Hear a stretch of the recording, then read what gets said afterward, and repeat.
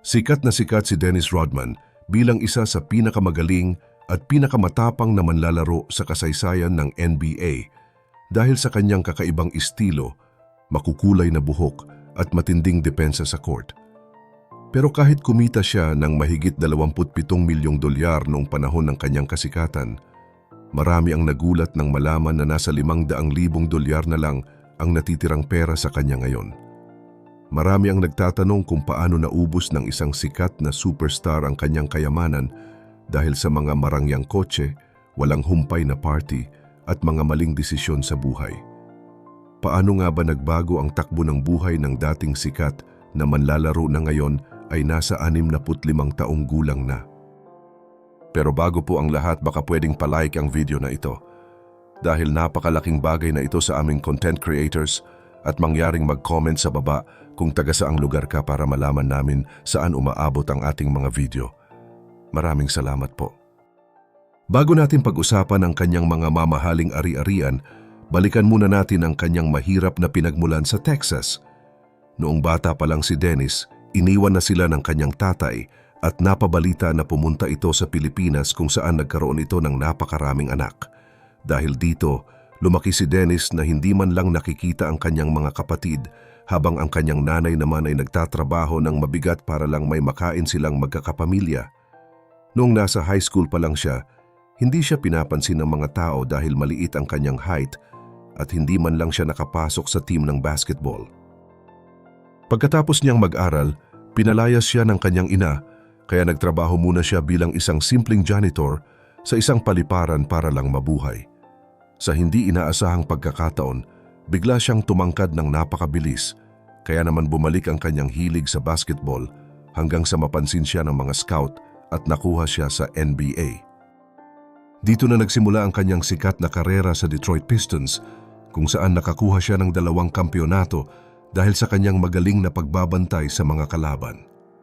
Pagkatapos nito, lumipat siya sa Chicago Bulls para samahan sina Michael Jordan at Scottie Pippen sa pagpapanalo ng mas marami pang laro.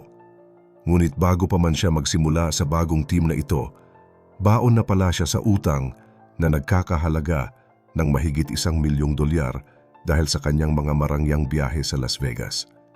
Dahil sa sitwasyon na ito, napilitan ang kanyang manager na bigyan lang siya ng allowance na $1,000 kada linggo para mabili ang kanyang mga pangangailangan at mabayaran ang kanyang mga lumang utang.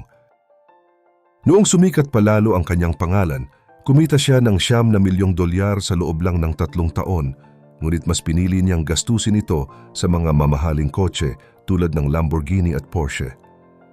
Mahilig din siyang magdaos ng mga malalaking party sa kanyang sariling bahay na naging dahilan kung bakit madalas siyang ireklamo ng mga kapitbahay sa mga pulis dahil sa sobrang ingay. Ayon sa kanyang mga kasamahan, mabilis lang sa kanya ang manalo ng malaking pera sa sugal, pero mas mabilis din niya itong nauubos sa loob lang ng isang gabi dahil wala siyang balak mag-ipon para sa kanyang kinabukasan. Hindi lang sa loob ng court nagkaproblema si Dennis Rodman dahil ang totoong gulo ay nagsimula nang pumasok na ang mga parusa mula sa pamunuan ng NBA. Isipin niyo, noong sinipa niya ang isang reporter sa gitna ng laro, pinagbayad siya ng $200,000 at hindi pinalaro ng 11 beses. Kung susumahin ang lahat ng nawalang sweldo sa kanya dahil sa insidenteng iyon, umabot ito sa $1 milyong para lang sa isang sipa. May pagkakataon pa na nanunuwal siya ng referee at lumiban sa ensayo para lang sumama sa isang palabas kasama ang sikat na wrestler na si Hulk Hogan kung kaya siningil na naman siya ng malaking multa. Dagdag pa rito, hinabol din siya ng gobyerno dahil sa hindi pagbabayad ng buwis na umabot sa mahigit $1 milyong kaya naman hinarangan ang kanyang mga ari-arian at kinuha ang kanyang mga kinikita. Mas lumala pa ang sitwasyon nang madala siya sa korte dahil hindi niya nababayaran ang sustento para sa kanyang sariling mga anak mula sa dating asawa. Umabot sa mahigit $800,000 ang utang niya para rito at mismong ang kanyang mga abogado na ang nagsabi sa harap ng batas na wala na siyang natitirang pera kahit isang duling. Ayon sa kanila, Naging malubha ang kanyang pag-inom ng alak na naging dahilan kung bakit hindi na siya makahanap ng maayos na trabaho para kumita.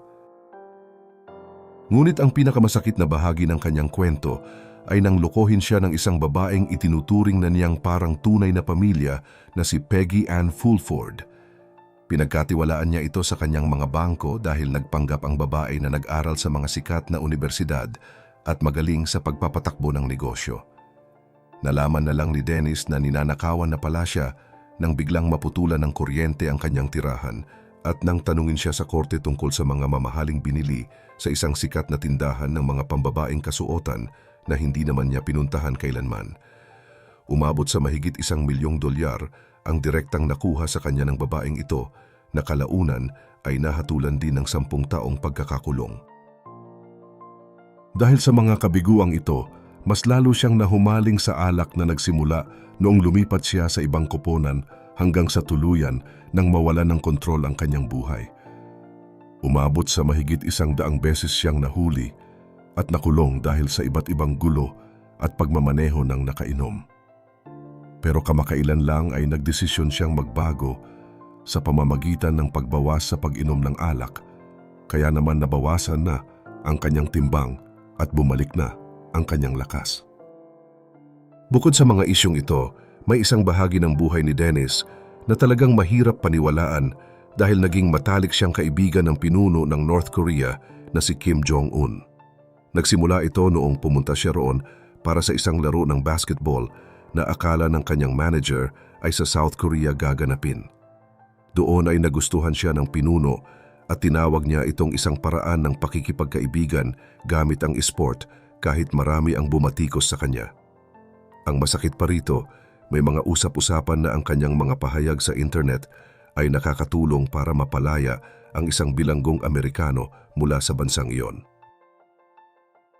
Dahil sa lahat ng mga pinagdaanan na ito, marami ang nagtatanong kung ano na nga ba ang tunay na kalagayan ng kanyang buhay ngayon sa taong 2026.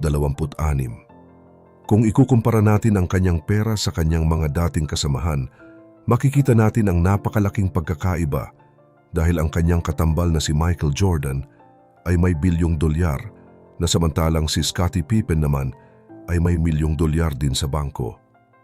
Si Dennis naman ay may natitira na lang na $500,000 na katumbas lang ng napakaliit na bahagi ng lahat ng kinita niya noon sa basketball. Gayunpaman, hindi naman siya lubos na naghihirap sa lansangan dahil kumikita pa rin siya ngayon mula sa mga bayad na pagpapakita sa mga sikat na fashion show at mga pagtitipon kung saan pinapapirma siya ng mga alaala para sa kanyang mga tagahanga. Sa kabila ng pagkawala ng kanyang yaman, may isang magandang balita naman na nagbibigay ng pag-asa sa kanyang pangalan dahil ang kanyang anak na babae na si Trinity Rodman ay gumagawa ngayon ng sarili niyang kasaysayan.